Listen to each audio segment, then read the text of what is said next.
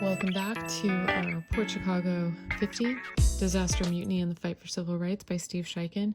Again, a big shout out to him and to his publisher, Roaring Brook Press, for letting us read this aloud. Our next chapter is called The Lawyer. Robert Edwards' experience was far from unique in World War II America. Black newspapers received a steady stream of letters from African American soldiers and sailors describing the lousy treatment they were getting in the military. Here, on the post, we're treated like dogs, wrote one soldier from a segregated base in Colorado.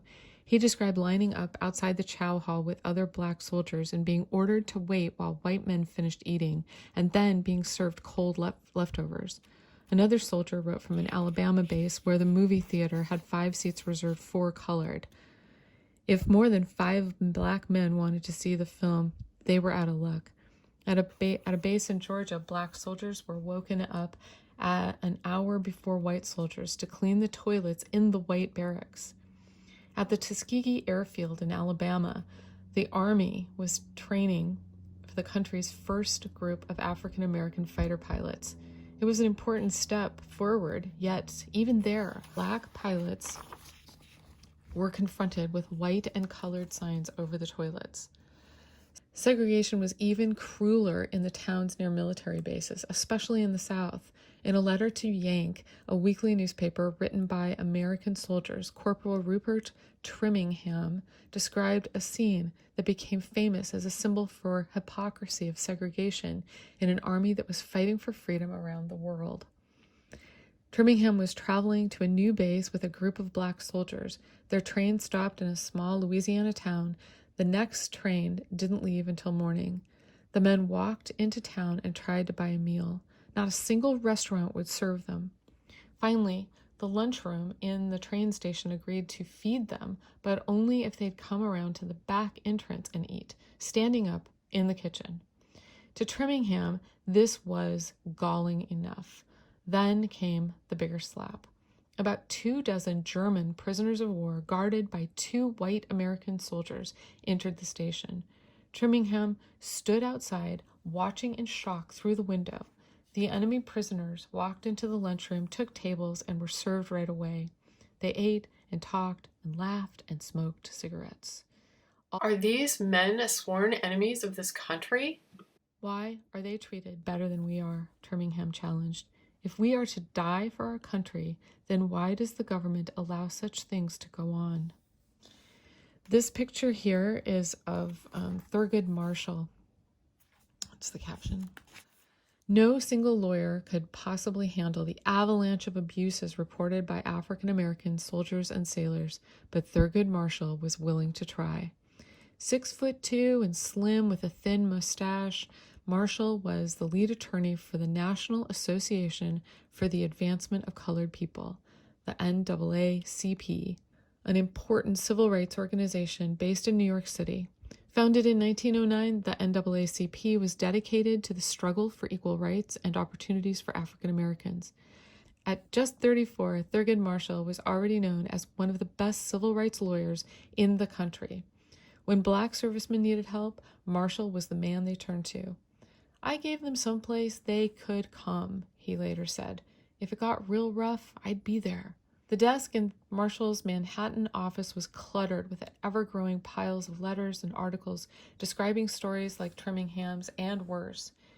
In late 1943, to take a typical example, a black Army private named Rivers Bell was standing on a street corner in a Mississippi town chatting with a couple of women.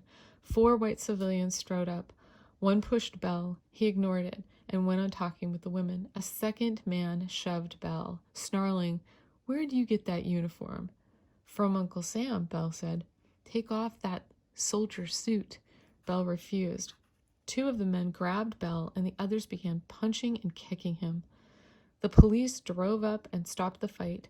The only man they arrested was Private Bell. He was charged with assault, found guilty, and sentenced to 3.5 years in prison. When Thurgood Marshall heard of cases like these, he collected evidence and sent it to the War Department, demanding the government do more to protect its men in uniform. The response was always the same. Segregation was a way of life in much of the country, and the federal government had no intention of interfering in local customs. This enraged Marshall, but never discouraged him. Marshall saw his work as a fight for justice, and it was deeply personal. Thurgood Marshall grew up in Baltimore, Maryland, where the schools and parks and even the stores were strictly segregated. There wasn't a place in all of downtown, Marshall remembered, where a black kid could use the bathroom. At 15, he found an after-school job making deliveries for a clothing store. One afternoon, he climbed onto a crowded trolley, holding a stack of hat boxes that rose over his head. Unable to see past the boxes, he bumped into a passenger in front of him. A hand grabbed Marshall's shirt collar from behind and yanked him down the trolley steps. "Don't push in front of a white lady," the man shouted. "Darn it," Marshall barked back. He didn't really say that. "I'm just trying to get on the bus." "You should not talk to me like that." Marshall's mind raced to something his father told him often. "Anyone calls you that, you not only got my permission to fight him, you've got my orders to fight him." The teenager dropped the hats and started swinging his skinny arms in wild windmill punches. The man drove his head into Marshall's stomach, and the two fell to the sidewalk, tumbling and gouging. A policeman pushed through the gathering crowd and pulled the fighters apart. Only Marshall was arrested. When his boss came down to the station to get him out, Marshall apologized for the ruined hats. The elderly Jewish man put his arm around Marshall's shoulder and said, "It was worth it, if you're right." After that, Marshall never stopped fighting, though his teachers helped him find more effective tools than fists. Whenever he got in trouble at school, which he confessed was often, he was sent to the basement with a copy of the United States Constitution and not let out until he memorized a passage. "Before I left that school, I knew the whole thing by heart," Marshall said. In those basement study sessions, Marshall was stunned to discover that the Constitution guaranteed the same basic rights to all Americans, regardless of race. Of particular interest was the 14th Amendment, ratified in 1868, which specifically forbids states from denying any citizen, quote, "equal protection of the laws," unquote. Segregation was not only immoral, Marshall realized, it was unconstitutional. He decided to become a lawyer and prove it in court. Marshall worked 16-hour days during World War II, juggling cases from around the country. He spent most of his time on the road, traveling thousands of miles every month by train, bus, and car, living on adrenaline and too much junk food. With no office to work from, he'd fold his tall frame into the back of a car and tap out legal documents with his typewriter on his lap. There was no end to the battles calling for Marshall's attention. He'd take on segregation laws in one town and then defend falsely accused black prisoners somewhere else. He'd fight for voting rights one week and the next challenge rules allowing states to pay black teachers less than whites. And there was the long line of African-American soldiers and sailors in need of help. Lieutenant Nora Green, for example, was an Army nurse at the Tuskegee training base in Alabama. While shopping in nearby Montgomery, she got on a public bus, paid her fare, and sat. The driver told her to get off and wait outside while all the white passengers at the bus stop got on first. Green refused to move. The driver cursed at her and called the police, who came and told her to get off the bus. She explained that she was due back on the base for duty. The officers picked Green up, hit her, and dragged her to jail. She was let out the next morning after paying a fine. Green notified the NAACP, and the NAACP protested to the War Department and the Department of Justice.